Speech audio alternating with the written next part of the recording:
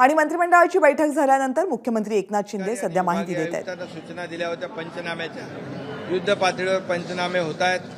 त्याचबरोबर 3 हेक्टरपर्यंत शेतकऱ्यांना नुकसान भरपाई देण्याचा निर्णय झाला आहे। एकंदरीत सगळा अहवाल आल्यानंतर शेतकऱ्यांना नुकसान भरपाई दिली जाईल। शेतकऱ्यांच्या पाठीशी हे सरकार उभं आहे। झालेलं नुकसान मोठं आहे आणि त्यामुळे शेतकऱ्यांना सरकार वाऱ्यावर सोडणार नाही, शेतकऱ्यांना मदत ते करेल। अशा प्रकारची चर्चा आज कॅबिनेटच्या बैठकीमध्ये, मंत्रिमंडळ बैठकीमध्ये झाली। शेतकऱ्यांचं झालेल्या नुकसानाला आजच्या बैठकीमध्ये सर्वांनीच आमच्या मंत्रिमंडळातील सहकार्याने आणि शासनाने प्राधान्य दिलेलं आहे। संबंधित सर्व पालकमंत्र्यांना देखील सूचना केलेल्या आहेत की आपापल्या जिल्ह्यामध्ये झालेलं जे काही नुकसान आहे त्याचे पंचनामे तर सुरू आहेत, परंतु संबंधित विभागातले अधिकारी आणि आपण स्वतः त्या ठिकाणी भेट द्यावी आणि आपल्या शेतकऱ्यांना, शेतकरी बांधव भगिनींना दिलासा द्यावा, अशा प्रकारच्या देखील सूचना दिलेल्या आहेत। आणि नक्कीच यामध्ये यापूर्वी देखील जेव्हा जेव्हा शेतकऱ्यांचं नुकसान झालं अवकाळी गारपीट मुळे त्यावेळेस सरकारने मदत केली। याही वेळेस 2 हेक्टरऐवजी 3 हेक्टरच्या क्षेत्रफळाला शासनाच्या वतीने मदत होईल। सगळे पंचनाम्याचा एकत्रित आढावा घेतल्यानंतर ती देखील मदत तात्काळ दिली जाईल।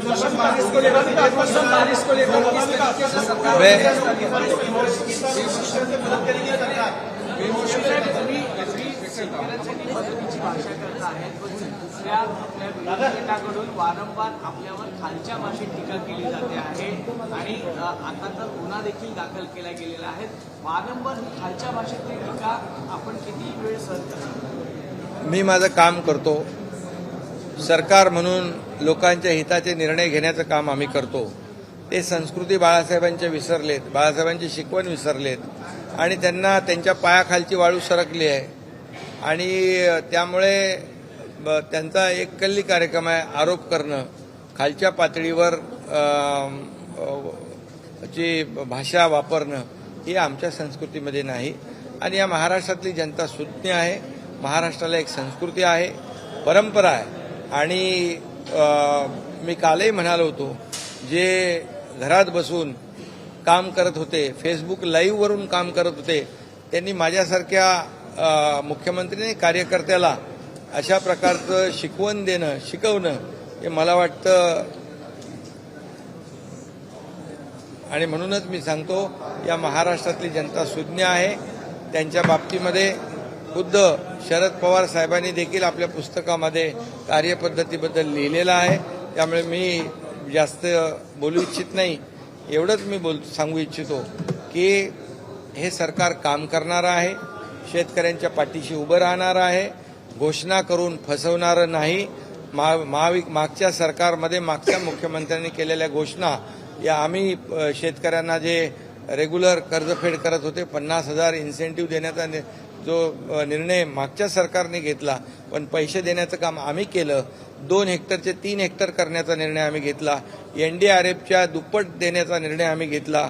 सततच्या पावसामुळे होणारं नुकसानीमध्ये धरण्याचा निर्णय आम्ही घेतला। अशा प्रकारचे अनेक निर्णय सरकारने घेतले। 1 रुपयामध्ये पीक विमा देण्याचा निर्णय आपल्या सरकारने घेतला। त्याचबरोबर केंद्र सरकारचे मोदी साहेबांचे 6,000 रुपये वर्षाचे शेतकऱ्याला देण्याचा निर्णय जो आहे, त्याच्यात 6,000 रुपये आणखी राज्याचे टाकण्याचा निर्णय आपल्या सरकारने घेतला। त्यामुळे शेतकऱ्यांच्या पाठीशी राहणारं, उभं राहणारं सरकार आमचं आहे। शेतकऱ्यांना वाऱ्यावर सोडणारं सरकार आमचं नाही। फक्त तोंडाला पानं पुसणारं सरकार नाही, ते पूर्वीचं सरकार होतं आणि हे शेतकऱ्यांना देखील माहिती आहे।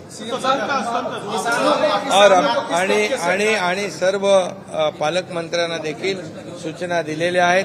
प्रत्यक्ष झालेलं नुकसान, होणारे पंचनामे याच्यावर आपण स्वतःहून देखरेख ठेवावी, लक्ष ठेवावं, जेणेकरून शेतकऱ्यांना झालेलं नुकसान मोबदला वेळेवर मिळेल।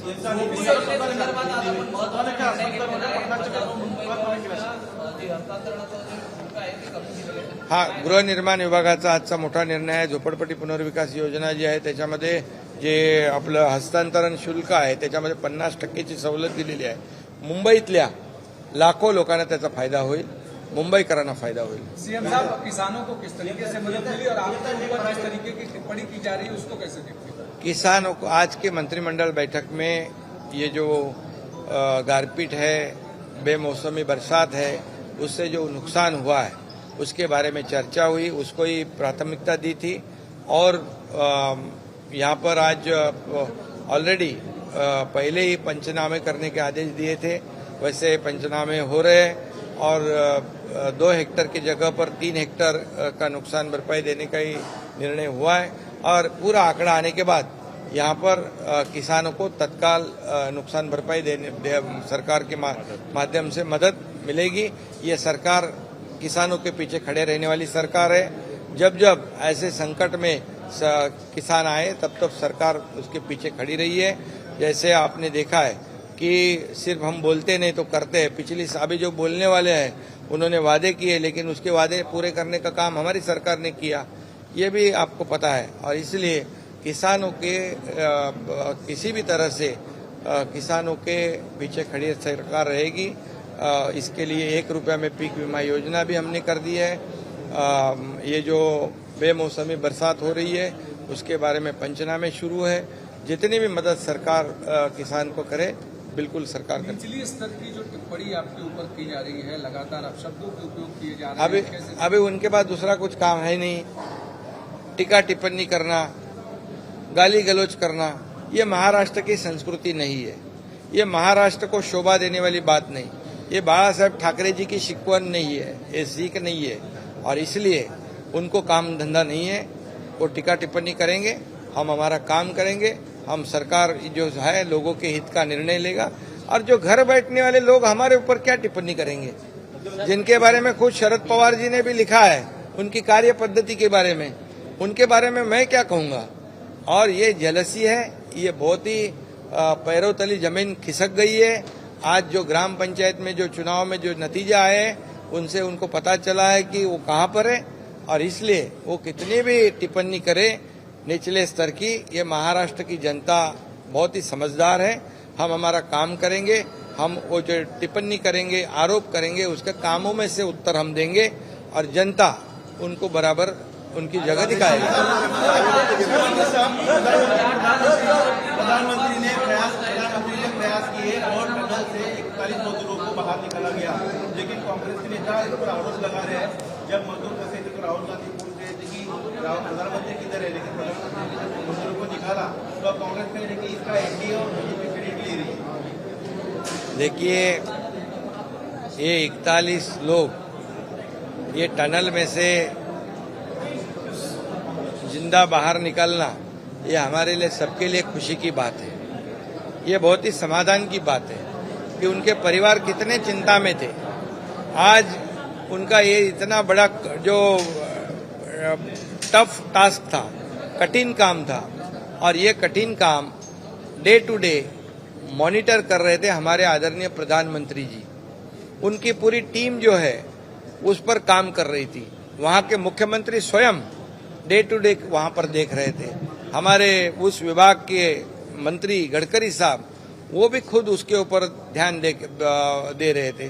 और इसलिए अभी सौभाग्य से सबके मदद से, एक कलेक्टिव सबके एफर्ट से ये बहुत ही सुखरूप बाहर आए हैं और उनकी जिंदगी बच गई है.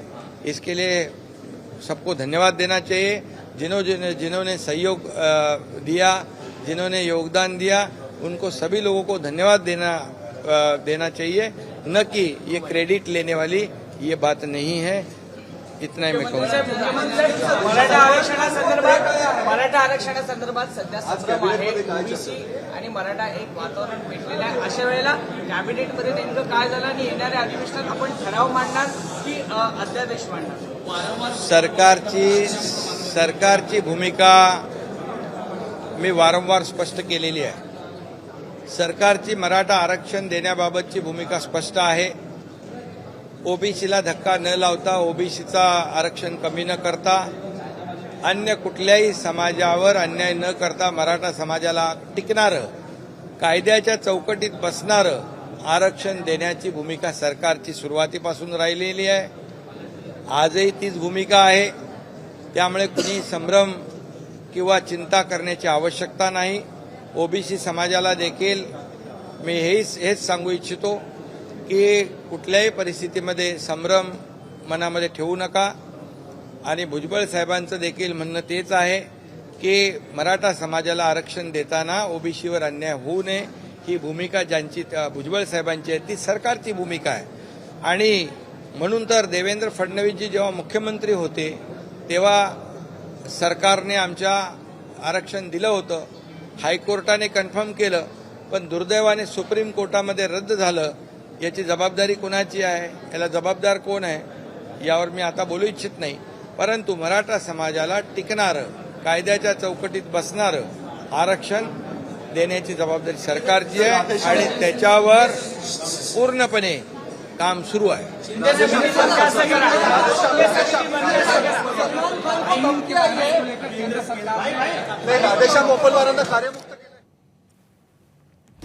तेव्हा ओबीसी आरक्षणाला धक्का न लावता मराठा आरक्षण देणार असल्याचा पुनरुच्चार मुख्यमंत्री एकनाथ शिंदे यांनी केलेला आहे. सोबतच अवकाळीमुळे जे नुकसान झालेलं आहे त्याबद्दल तात्काळ नुकसान भरपाई देण्याचे आदेश दिल्याचं मुख्यमंत्री एकनाथ शिंदे यांनी सांगितलं आहे. एबीपी माझा, उघडा डोळे बघा नीट.